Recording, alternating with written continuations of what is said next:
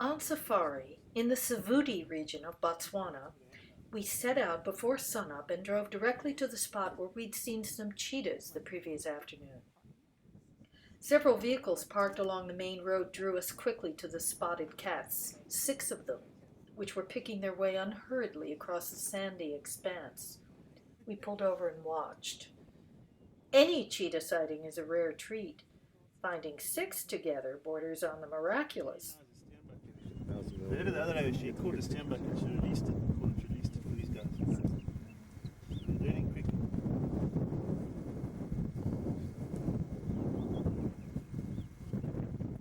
Although all 6 of our animals looked full grown, our guide Lionel informed us that they were, in fact, a resident family comprised of an adult female and her subadult offspring.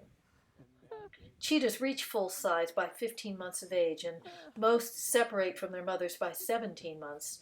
Certainly these 5 youngsters fell within that upper age bracket, as it was impossible, to the untrained eye at least, to distinguish any one of them from the mother.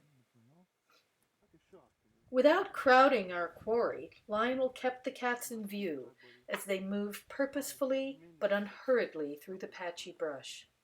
There was little doubt that they were on a quest for sustenance. Unlike lions and leopards that favor the dark, cheetahs hunt almost exclusively in daylight, presumably to avoid competition, taking prey in morning or late afternoon and laying up in shade during the sweltering midday heat.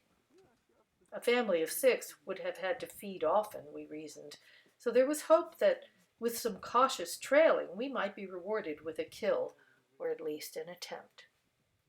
Before long, we realized we weren't the only ones following the cheetahs. About 50 yards aback of the cheetahs skulked a spotted hyena, hoping for an easy meal. If the cats were cognizant of its presence, they gave no indication. As we pulled abreast of them, still at a respectable distance, they continued walking without apparent objective, stopping from time to flop in the shade. When the cheetahs lounged, so did the hyena. We wondered if the hunters were aware of their pursuer and feigning a casual morning stroll in hopes that the hyena would lose interest and move on. It did not, of course, and neither did we. Advancing in single file through the scattered thorn bushes, the cheetahs eventually drew up and peered intently in the direction of some grazing impala. The game was now in play, but its outcome was by no means evident. Recognized without challenge as the fastest mammal on Earth, the cheetah can out-accelerate a Ferrari and run its speeds up to 70 miles per hour, but it is essentially a sprinter. Any prey not overtaken within the first 300 yards stands a good chance of surviving the encounter.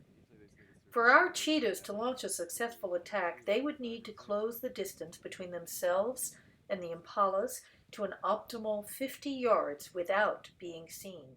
2 of the cheetahs crouched motionless in the shade of a bush, while the remaining 4 disappeared from view into the surrounding vegetation.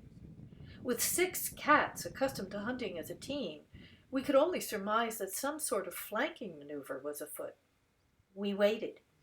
The 2 cheetahs we could see made no move to advance on the impalas, which continued eating in blissful ignorance of what was being planned for them. We imagined the other 4 creeping into range. What emerged from the tree line behind the impalas were not flashes of spotted fur, however, but a pair of patchwork giraffes intent upon browsing the acacias. That spelled trouble for the cheetahs.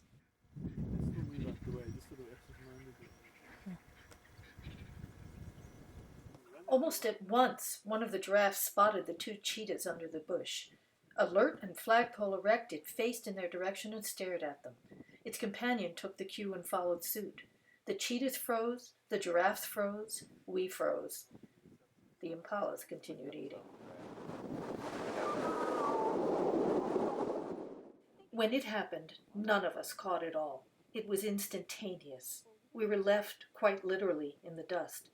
I had never seen a cheetah running at full speed, except in documentaries where every detail of the action was invariably conveyed in balletic slow motion.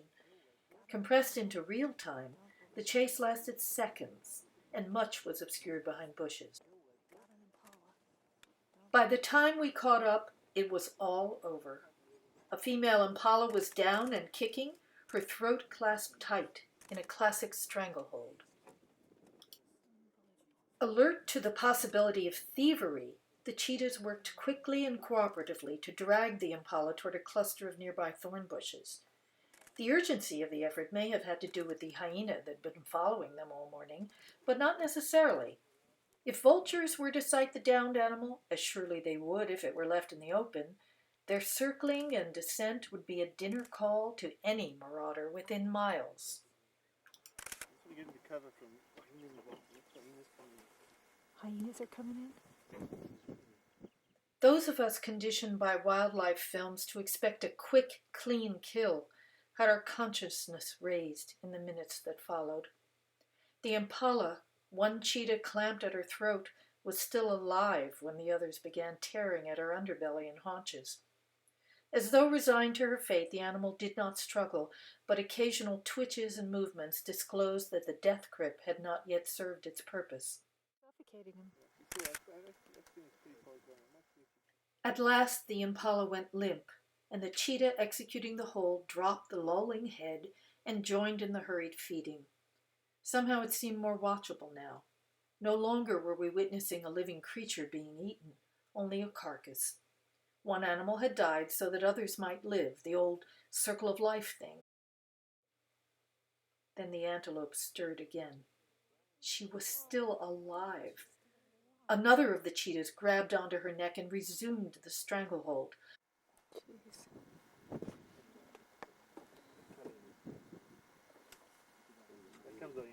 Here comes the hyena.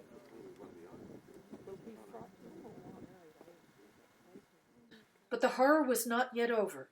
A flash of movement caught my eye as the hyena, just now reaching the scene, burst through the thorn bushes from behind. The startled cats scattered at once as the juggernaut charged into their midst. Then, most incredibly and terribly of all, the impala somehow struggled to her feet and tried to escape. Her underside was a ruptured mess, and as she reeled on unsteady legs, her stomach dropped from the abdominal cavity and hung dangling by a slender strand of viscera. The hyena spun around and snatched the wretched creature, dragging her effortlessly toward the bushes where it quickly completed the task the cheetahs had botched. With dispassionate ferocity, it tore into its plundered prey, extracting huge mouthfuls of flesh and gore and downing them greedily. The impala would stir no more. The cheetahs milled about nervously. One even made a tentative advance on the thief, hackles raised and with a grimacing expression. But a quick lunge by the hyena sent it scrambling.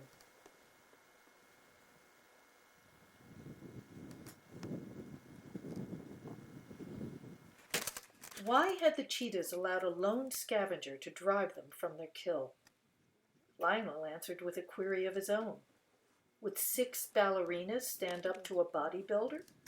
This was not an even match. Larger and beefier than the cheetahs, and with jaws and teeth designed to crush bones, the hyena was a more than formidable adversary.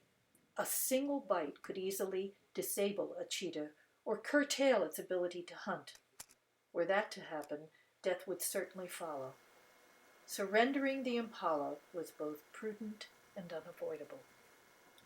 The drama had climaxed, but it was not over yet. There were other players still in the wings. Above, keen-eyed vultures began to circle, first a few, then dozens. Like jetliners on final approach, they descended one by one and landed, congregating apart from the main attraction, biding their time and waiting for leftovers. Drawn by the aerial display was a second hyena. As it loped to the site, we watched, expecting a conflict to erupt, but there was none. Clearly both animals were of the same clan. Aside from some impolite squabbling, they shared the booty with minimal rancor.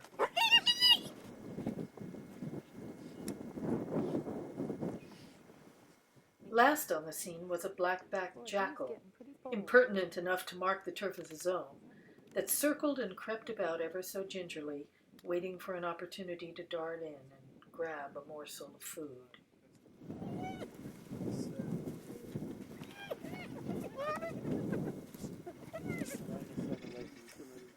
One of the primal pleasures of wilderness Africa is that it demands to be accepted on its own terms. Value judgments are inconsequent. An hour was all that it took to reduce the impala to a few bones and some tattered skin. And when the gorged hyenas carted those away, there remained only a bloody splotch in the sand. The vulture's patient vigil had earned them precisely nothing. We took away much more. We had witnessed a spectacle whose horrors, irreducible by the passage of time, would linger forever in our memories, but which had about it an essential purity and intensity that made it somehow beautiful as well. Authorities on such matters contend that animals in the jaws of death feel no agony, that trauma shock produces a sort of anesthesia. I'd like to think so. But while pain may be countered, I have only to examine one of the photos I took that morning of the butchered impala trying to flee, wild-eyed and tottering like a newborn, to know that terror cannot be thus obliterated. It was clearly there on her countenance.